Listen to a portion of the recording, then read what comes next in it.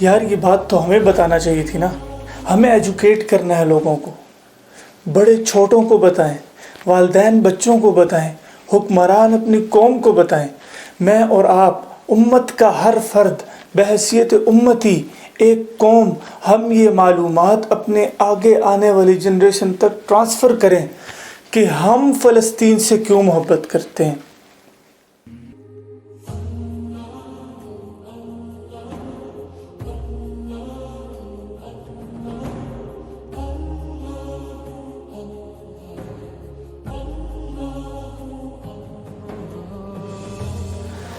ہم فلسطین سے اس لیے محبت کرتے ہیں کہ فلسطین انبیاء کی سرزمین اور ان کا مسکن رہا۔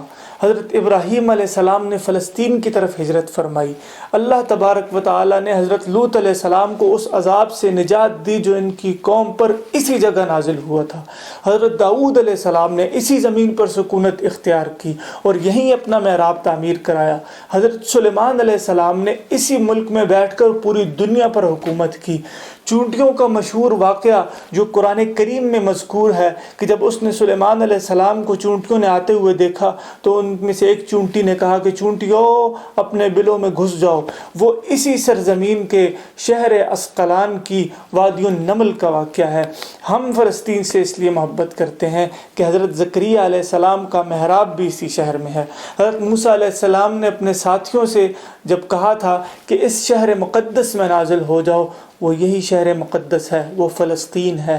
اور اس کو کہنے کی وجہ، شہر مقدس کہنے کی وجہ کیا تھی کہ یہ شرک سے پاک تھا اور یہ انبیاء کا مسکن رہا ہے۔ اسی شہر میں کئی معجزات رونما ہوئے۔ سب سے بڑا معجزہ حضرت بی بی مریم علیہ السلام کے بطن سے حضرت عیسیٰ علیہ السلام کی معجزانہ پیدائش ہے۔ ہم فلسطین سے اس لیے محبت کرتے ہیں کہ حضرت عیسیٰ علیہ السلام کو جب ان کی قوم نے قتل کرنا چاہا تو اللہ رب العزت نے ان کو اسی شہر سے زندہ آسمان پر اٹھا لیا۔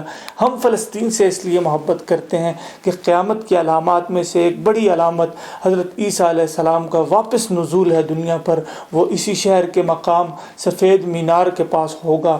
اسی طرح قیامت کی بڑی نشانیوں میں سے ایک نشانی جب فتنے رونما ہوں گے، سب سے بڑا فتنہ دجال کا فتنہ ہے، اور اس دجال مسیح دجال کو جو قتل کریں گے حضرت عیسیٰ علیہ السلام، وہ جس مقام پر قتل کریں گے اس کو مقام لد کہتے ہیں، وہ بھی اسی سرزمین فلسطین میں ہے۔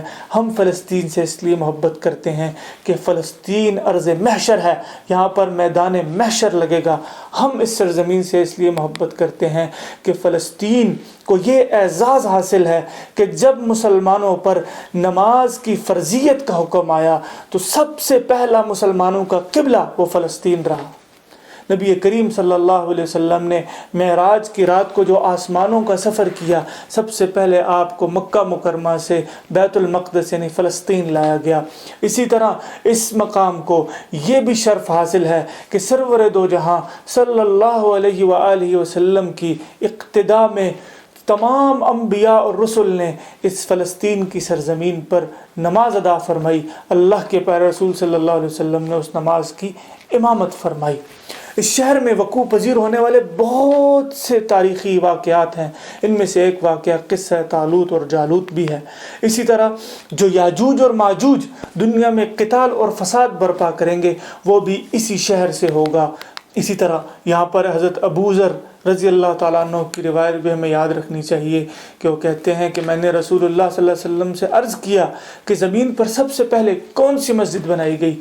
آپ صلی اللہ علیہ وسلم نے فرمایا مسجد الحرام یعنی خانہ کعبہ، اور دوسری تو نبی صلی اللہ علیہ وسلم نے فرمایا کہ مسجد الاقصی یعنی بیت المقدس۔ ہم فلسطین سے اس لیے محبت کرتے ہیں، اسلام کے سنہری دور حضرت عمر فاروق رضی اللہ عنہ کے دور میں اس کو فتح کیا گیا، اور اس سے بڑی اس جگہ کی اہمیت کا کیا اندازہ ہو کہ خلیفہ وقت سیدنا عمر رضی اللہ عنہ خود چل کر یہاں تشریف لائے اور آپ نے نماز ادا فرمائی۔ دوسری بار بعین ہی معراج کی رات 27 رجب 583 ہجری کو صلاح الدین ایوبی رحمہ اللہ نے اس شہر کو دوبارہ فتح کیا۔